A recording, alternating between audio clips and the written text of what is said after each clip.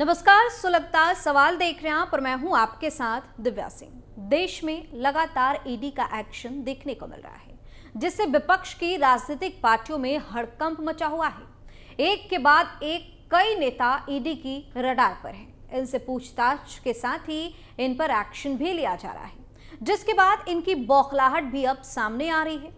कभी ये लोग जांच एजेंसी पर बीजेपी का तोता होने का आरोप लगाते हैं, तो कभी अनाप शनाप बयानबाजी करते हैं। इतना ही नहीं, हद तो तब हो जाती है जब ये रेड मारने गई जांच एजेंसी की टीम पर हमला बोल देते हैं, जिससे इनके घिनौने चेहरे से भी नकाब हट जाता है। लेकिन ईडी तो अपना काम तेजी से कर रही है और उसके एक्शन से इन लोगों की रात की नींद भी उड़ गई है। वहीं ईडी के एक्शन को लेकर कई राज्यों में हड़कंप मचा हुआ है।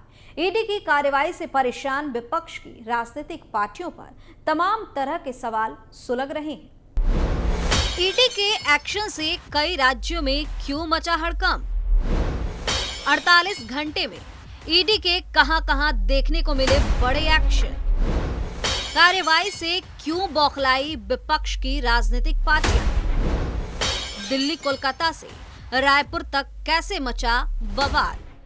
ईडी से जुड़ी इन सवालों ने हड़कंप मचा दिया है। साथ ही विपक्षी पार्टियों की हरकत से कई सवाल खड़े हो रहे हैं। इन दिनों प्रवर्तन निदेशालय यानी कि ईडी एक्शन मोड में दिखाई दे रही है। पिछले 48 घंटे में राष्ट्रीय राजधानी दिल्ली से लेकर हरियाणा, कोलकाता, रायपुर, पुणे में हड़कंप मचा हुआ है। कहीं अलमारियों में करोड़ों रुपए की गड्डियां और सोना, हथियार मिले, तो कहीं अहम दस्तावेज भी बरामद किए गए।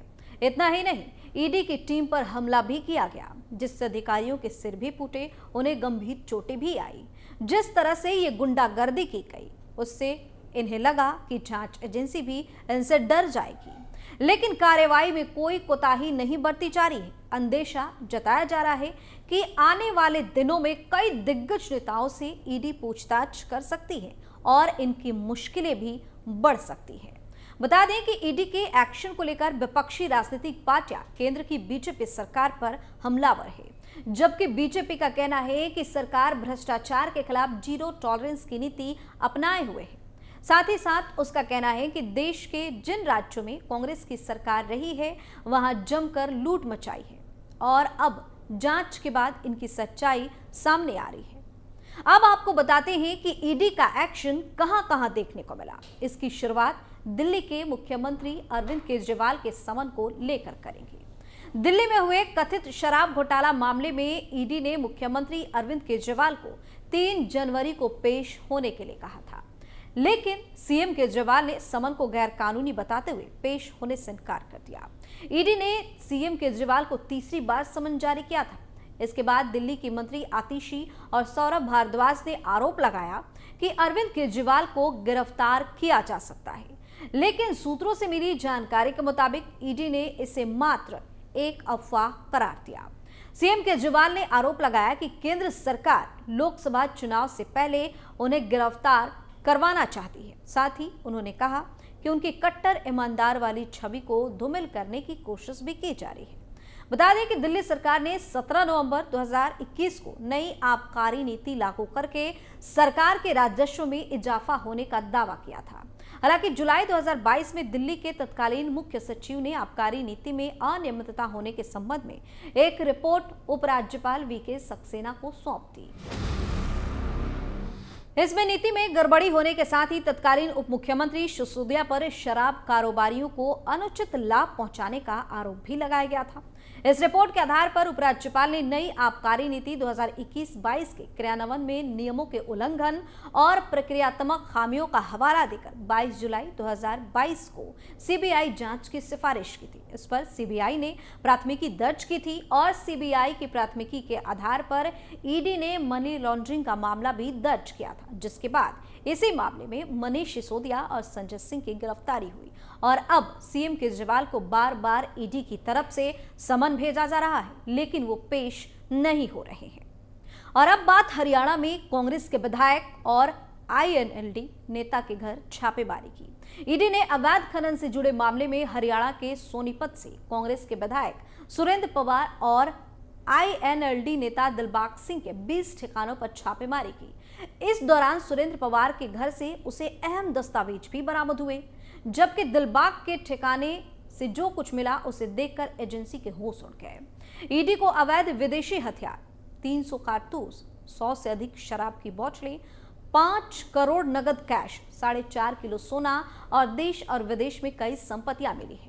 बता दें कि धन शोधन का ये मामला हरियाणा पुलिस की तरफ से पिछले दिनों यमुनानगर और आसपास के जिलों में हुए कथित अवैध खनन की जांच के लिए दर्ज किया गया। हरियाणा पुलिस की कई प्राथमिकियों से सामने आया कि ये प्राथमिकियां पट्टा समाप्ति और राष्ट्रीय हरित न्यायाधिकरण यानी कि NGT की तरफ से लगाए गए प्रतिबंध के बाद भी हुए पत्थर, बजरी और रेत के कथित अवैध खनन की जांच के लिए दर्ज की गई थी।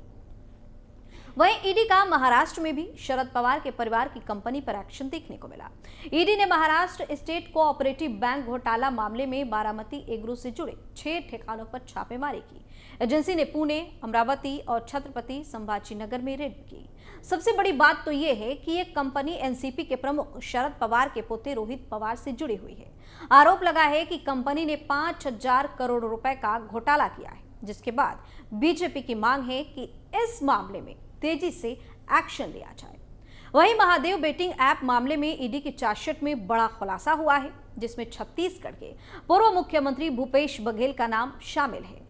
गिरफ्तार आरोपी असीम दास ने एजेंसी को बताया कि 5 करोड़ 39 लाख रुपए भूपेश बघेल के लिए भेजा गया था। बरामद पैसा नेता भूपेश बघेल के लिए हवाला के जरिए भेजा गया।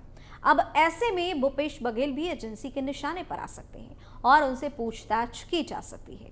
बीजेपी नेता शहजाद पूनावाला का कहना है कि कांग्रेस की जहां पर भी सरकारें रही, वहां पर उन लोगों ने केवल लूट मचाने का काम किया। कांग्रेस के सीएम किस तरह का लूट मचा रहे हैं, आज ये सामने आया है। कांग्रेस के लिए मुख्यमंत्री का मतलब कभी मुख्यमंत्री नहीं था, उनके लिए इसका मतलब भ्रष्ट मंत्री था। अब सवाल ये है कि आखिर भूपेश बघेल ने आगे पैसा किसे दिया। ईडी इस मामले में जल्द ही भूपेश बघेल तक पहुंच सकती है। बता दें कि महादेव बेटिंग ऐप ऑनलाइन सट्टेबाजी के लिए बनाया ऐप है। इस पर users poker, card games, chance games नाम से लाइव गेम खेलते थे। ऐप के जरिए क्रिकेट, बैडमिंटन, टेनिस, फुटबॉल जैसे खेलों और चुनाव में अवैध सट्टेबाजी भी की जाती थी। अवैध सट्टेबाजी के नेटवर्क के जरिए इस ऐप का जाल तेजी से फैला और सबसे ज्यादा खाते छत्तीसगढ़ में खुले। इस ऐप से धोखाधड़ी के लिए एक पूरा खाका बनाया गया था, लेकिन जैसे ही इसका पता चला, मामले में कार्रवाई तेज कर दी गई और कई लोगों की गिरफ्तारी भी की गई। और अब बात बंगाल में टीएमसी के नेता की गिरफ्तारी की। पश्चिम बंगाल में राशन घोटाला मामले में ईडी की टीम ने संदेश खाली समेत 18 ठिकानों पर रेड की।